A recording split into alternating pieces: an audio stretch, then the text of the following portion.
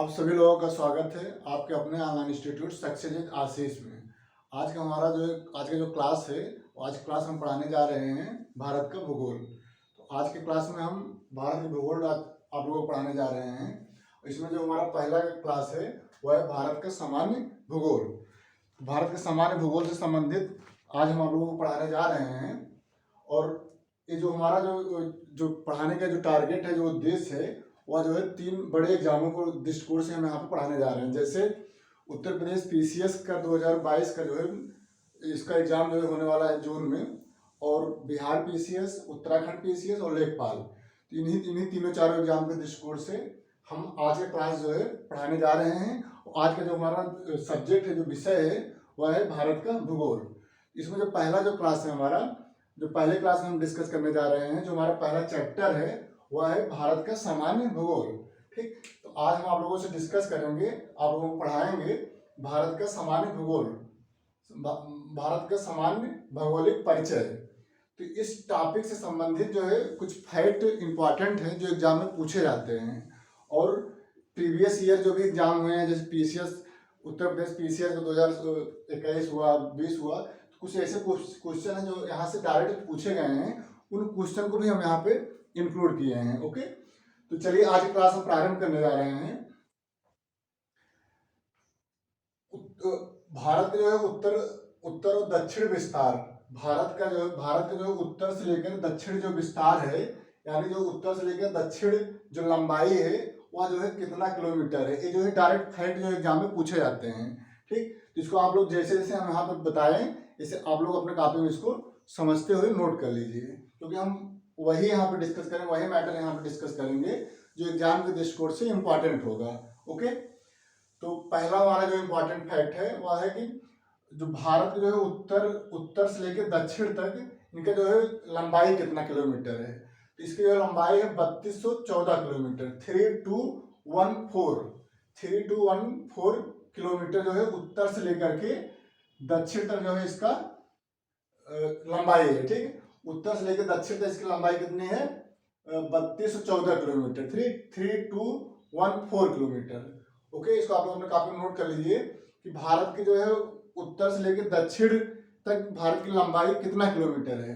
तो 3214 किलोमीटर उत्तर से लेकर दक्षिण तक भारत की लंबाई है।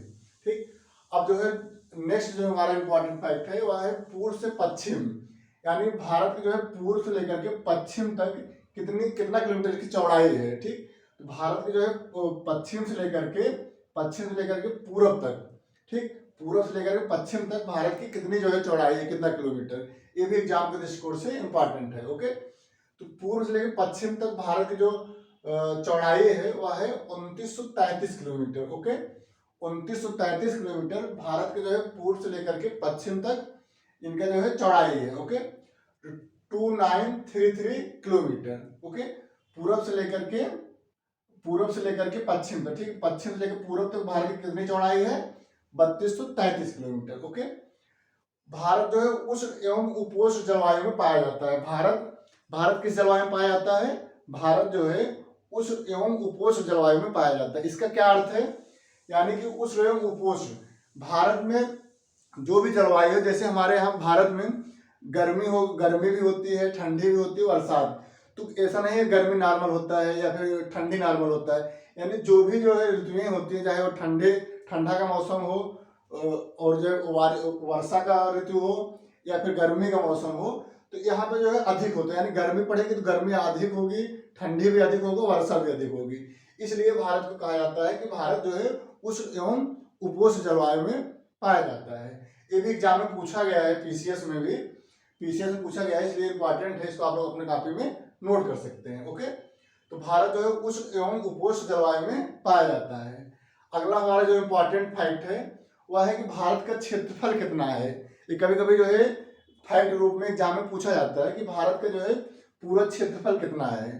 ठीक, इसको आप लोग अपने कॉपी में नोट कर लीजिए कि भारत का क्षेत्रफल 32,87,263 वर्ग किलोमीटर है। ओके, 32,87,263 वर्ग किलोमीटर पूरे भारत का जो है क्षेत्रफल है। ओके, इसको आप लोग अपने कॉपी में नोट कर लीजिए, 32,87,263 वर्ग किलोमीटर। ओके, नेक्स्ट है भारत का जो है क्षेत्रफल, यानी कि भारत का जो क्षेत्रफल है पूरे विश्व के अपेक्ष में लिया जाए, पूरे पूरे विश्व के परिप्रेक्ष्य में लिया जाए तो भारत का जो है क्षेत्रफल में कौने स्थान पे है। तो भारत जो है पूरे विश्व में क्षेत्रफल के दृष्टिकोण से 7वां जो है सबसे बड़ा देश है। ओके, तो क्षेत्रफल के दृष्टि से भारत विश्व में 7वां बड़ा देश है। ओके, अब क्वेश्चन बनता है कि भारत से पहले कौन कौन से देश ऐसे हैं जो भारत से बड़े हैं क्षेत्रफल के दृष्टिकोण से। ठीक है, तो यानी क्षेत्रफल के दृष्टिकोण से भारत के कौन कौन से ऐसे देश है जो बड़े हैं। ये जो है सीक्वेंस में लगाने कभी कभी पूछा जाता है। तो पूरे विश्व में क्षेत्रफल के दृष्टिकोण से सबसे बड़ा देश रूस है। रूस पहले नंबर पर सबसे बड़ा देश है, और दूसरे नंबर पे कनाडा है, तीसरे नंबर पे यूएसए है, चौथे नंबर पे चीन है, और 5वें नंबर पे ब्राजील है, और 6वें नंबर पे ऑस्ट्रेलिया है, और 7वें नंबर पे अपना भारत है। ठीक, तो जो है एग्जाम में पूछा जाता है, कभी कभी ऐसे पूछा जाता है कि भारत के पहले सबसे बड़ा जो है 6वें नंबर पे सबसे बड़ा देश कौन है, तो वह ऑस्ट्रेलिया है, पहला रूस है, दूसरा कनाडा है।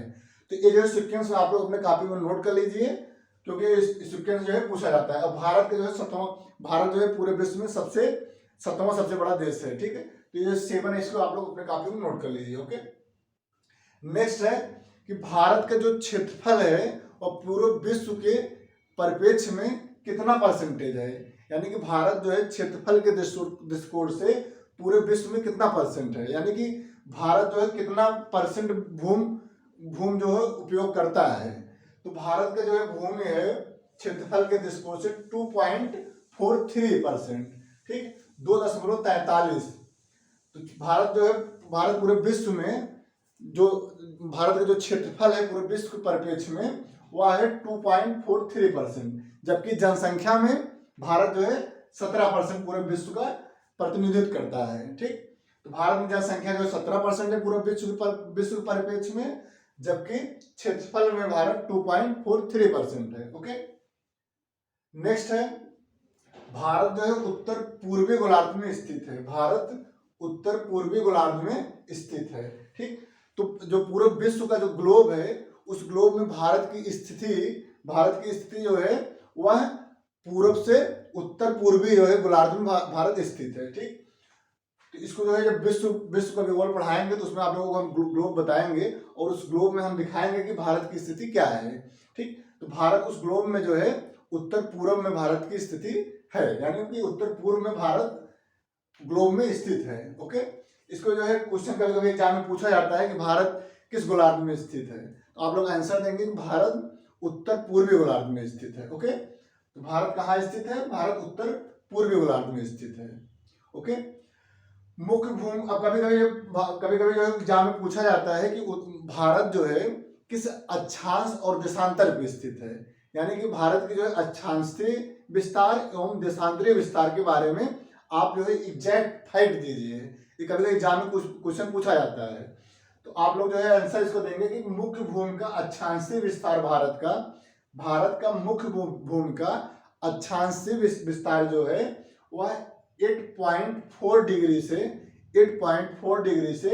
37.6 उत्तरी अक्षांश। ठीक, तो भारत की जो अक्षांशीय विस्तार जो है वह है 8.4 डिग्री से 37.6 उत्तरी अक्षांश। ठीक, ये जो है उत्तरी अक्षांश जो है इसको ध्यान दीजिए, जो है आप जो ऑप्शन में जो है कंफ्यूज करेगा कि दक्षिणी अक्षांश, पूर्वी अक्षांश, इससे आप लोग कंफ्यूज नहीं होंगे। आप लोग केवल जो उत्तरी अक्षांश को ही याद करिए। ओके, मुख्य भूमि का अक्षांशीय, भारत के मुख्य भूमि का अक्षांशीय विस्तार 8.4 डिग्री से 37.6 उत्तरी अक्षांश। ओके, अब जो है अगला है कि भारत जो है देशांतरीय विस्तार कितना है, तो भारत का जो है देशांतरीय विस्तार 68.7 डिग्री से 97.25 पूर्वी देशांतर है। ये जो है क्वेश्चन पीसीएस में पूछा गया है और अन्य एग्जामों में पूछा जाता है कि भारत का जो है अक्षांशीय विस्तार कितना है और भारत का जो है देशांतरीय विस्तार कितना है। तो जो है एग्जाम के दृष्टिकोण से इंपॉर्टेंट है, इसलिए आप लोग अपने कॉपी में इसको नोट कर लीजिए। ओके, तो देशांतरीय विस्तार भारत का 68.7 डिग्री से 97.25 पूर्वी देशांतर पूर्वी देशांतर इसमें भारत के जो है विस्तार है, देशांतरी विस्तार है। ओके, अब हम कुछ इंपॉर्टेंट फैक्ट जो बताने जा रहे हैं, या हमेशा जो एग्जाम के दृष्टिकोण से इंपॉर्टेंट है और एग्जाम में पूछे जाते हैं। जैसे कि भारत जो कर्क रेखा है, भारत की किन किन राज्यों से होकर गुजरती है। पहला इसमें फैक्ट पूछा जाएगा कि कर्क रेखा भारत के कितने राज्यों से होकर गुजरती है। तो कर्क रेखा भारत के 8 राज्यों से होकर गुजरती है।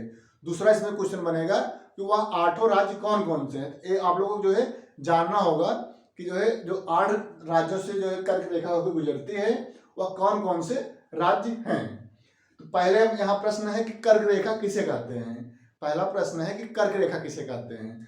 तो कर्क रेखा जो है जो अक्षांश होते हैं, जो अक्षांशीय विस्तार है वह जो है 23.5 यानी कि 23.30 डिग्री 23.30 उत्तरी अक्षांश, न कि दक्षिणी अक्षांश, यानी 23.30 डिग्री उत्तरी अक्षांश को ही कर्क रेखा कहते हैं। ठीक, तो कभी आप लोगों से कोई पूछे तो आप लोग ऐसे आंसर देंगे कि कर्क रेखा उसे कहते हैं जो 23.3 डिग्री उत्तरी अक्षांश को ही हम कर्क रेखा कहते हैं। ठीक, तो 23.30 डिग्री उत्तरी अक्षांश को कर्क रेखा कहते हैं। यह जो है भारत के 8 राज्यों से होके गुजरती है।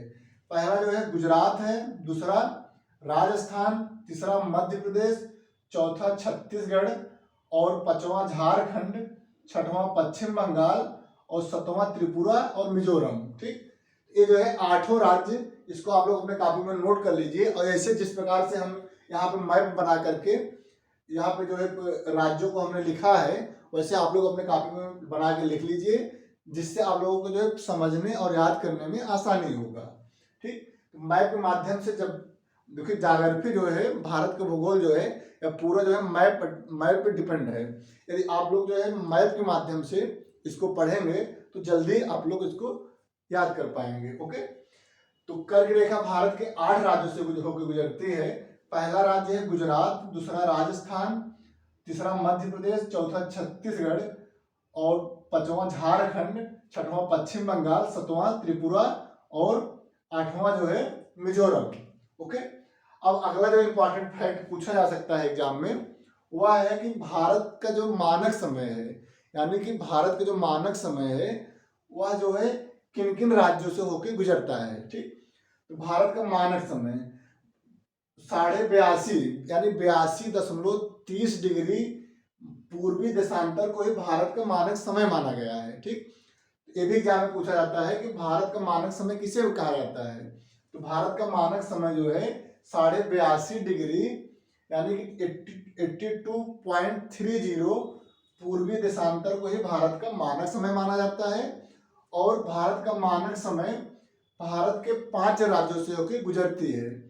ठीक है, और यह उत्तर प्रदेश के जो है इलाहाबाद के नैनी से होकर गुजरती है। ठीक, मतलब एग्जाम में पूछा जाता है कि उत्तर प्रदेश के किस जिले से या किस स्थान से होकर के भारत का मानक समय गुजरता है, या 82.5 पूर्वी देशांतर गुजरता है। तो आप लोग आंसर देंगे कि इलाहाबाद के झांसी से भारत का मानक समय गुजरता है। अब जो है 5 राज्य जो है फैक्ट रूप में आप लोग अपने कॉपी में नोट कर लीजिएगा कि भारत का मानक समय 5 राज्यों से होकर गुजरता है।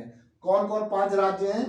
पहला यूपी है, दूसरा मध्य प्रदेश है, तीसरा छत्तीसगढ़ है और चौथा उड़ीसा है और 5वां आंध्र प्रदेश है। ठीक, ये जो है 5 राज्य हैं जिससे है भारत का मानक समय होके गुजरता है। भारत का मानक समय जो होता है वो 5 राज्यों से होके गुजरता है। 5 राज्य इस प्रकार से हैं, यूपी, एमपी, छत्तीसगढ़, उड़ीसा और आंध्र प्रदेश।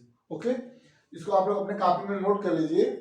अब हमारा जो है आज की क्लास में इतना है, क्योंकि आज हमारा पहला क्लास था और आज हम भारत के भूगोल प्रारंभ किए हैं। इसके पहले हम यूट्यूब पे जो है पॉलिटी भी पढ़ाए हैं, यूपीएससी भी पढ़ाए हैं और अन्य सब्जेक्ट भी उसमें हम पढ़ा करके वीडियो बना करके अपने यूट्यूब चैनल पे अपलोड किए हैं। आप लोगों को हमारा वीडियो अच्छा लगा है, आप लोग अपना प्रतिक्रिया कमेंट के माध्यम से दीजिए और हमारे इस यूट्यूब लिंक को आप मैक्सिमम शेयर करिए और हमारे यूट्यूब चैनल को सब्सक्राइब करिए प्लीज़। तो अब अगले क्लास में हम डिस्कस करेंगे भारत के भूगोल में जो हमारा अगला चैप्टर होगा, अगला क्लास होगा, उसमें हम आप लोगों को बताएंगे कि भारत की जो सीमाएं हैं वो किन किन देशों से टच करती हैं। यानी भारत के जो प्रदेश हैं, भारत के जो राज्य हैं, कौन कौन से राज्य किस किस देशों की सीमाओं से टच करते हैं। तो ये जो क्वेश्चन पूछा जाता है कि नेपाल से भारत के कौन कौन राज्य टच करते हैं, भूटान से भारत के कौन कौन राज्य टच करते हैं, म्यांमार से कौन कौन राज्य टच करते हैं, पाकिस्तान से कौन करता है टच, अफगानिस्तान से कौन भारत की जो है सीमाएं टच करती हैं। तो इस प्रकार से हमारा अगला भी क्लास जो है इम्पॉर्टेंट होने वाला है और वहाँ से भी एग्जाम में क्वेश्चन डायरेक्ट आप लोगों को मिल जाएगा। तो इसलिए आप लोग हमारे इस क्लास वीडियो को देखिए और अपना जो है प्रतिक्रिया दीजिए और हमारे यूट्यूब चैनल को सब्सक्राइब करिए। तो आज के लिए इतना ही। बहुत बहुत धन्यवाद। Thank you so much.